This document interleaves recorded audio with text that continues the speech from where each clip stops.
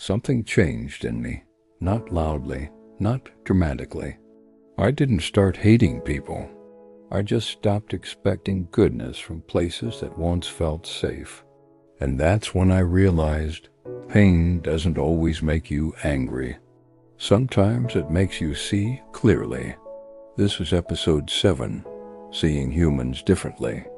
There was no final argument, no explosion, just a quiet shift, a subtle change in the air that only I could feel.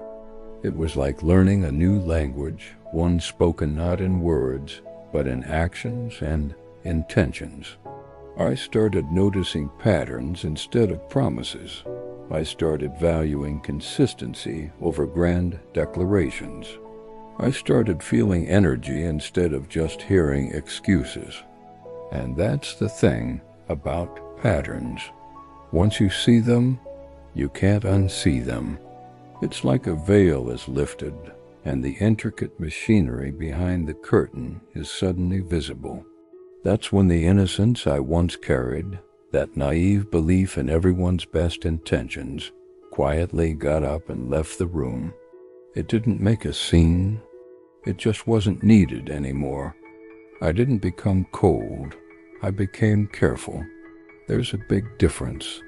I stopped over-explaining myself, stopped fighting to prove my intentions or justify my feelings. I used to think misunderstandings were just unfortunate accidents, a simple breakdown in communication. But I learned that people don't misunderstand you by accident. Often they misunderstand you when it benefits them, when it allows them to maintain their narrative or avoid taking responsibility. So I adjusted. Not my core values, not my kindness, but my access. I learned to control the entry points to my life, my energy, and my heart. The door is still there, but now it has a lock. My definition of trust transformed completely. Trust used to mean absolute openness, sharing every part of myself without hesitation. Now, trust means observation. It's a slow, deliberate process built on evidence, not just hope. I started watching how people spoke about others when they weren't around. That tells you so much more than how they speak to you. I watched how they treated those who couldn't help them.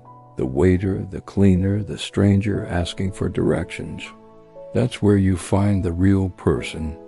I watched how they behaved when they thought no one was watching, because character isn't revealed in comfort, under the bright lights of public approval.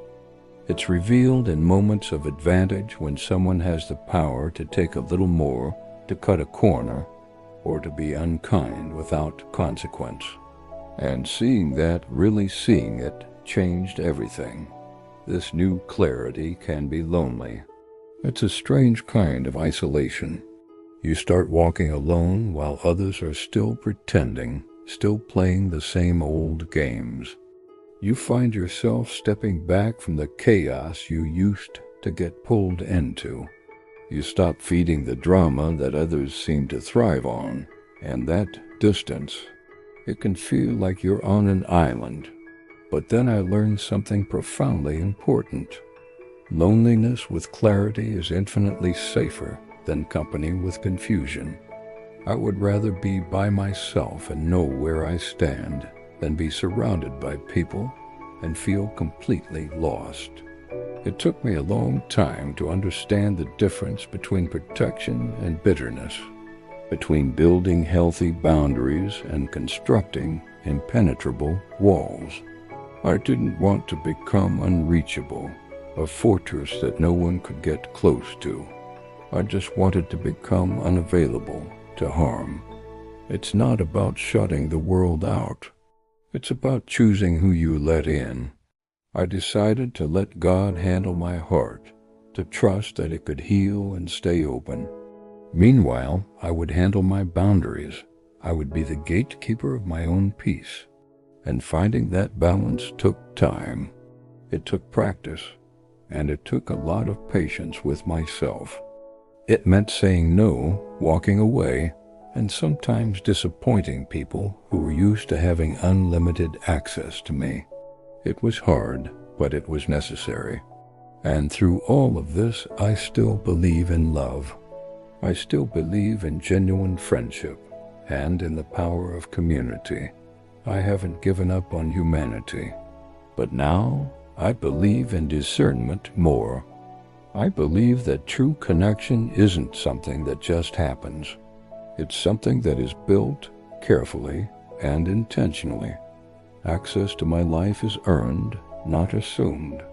It's a privilege, not a right, and my peace is absolutely non-negotiable. But here's the truth. Seeing humans differently forces a question you can no longer avoid. Once your eyes are open to the patterns, how do you recognize danger before it reaches your door? How do you know who to trust? In the next episode, we'll talk about discernment and how pain, when you let it, can sharpen it into your most powerful tool for protection. Subscribe, not just to watch, but to learn who truly deserves access to you. Thanks for being here,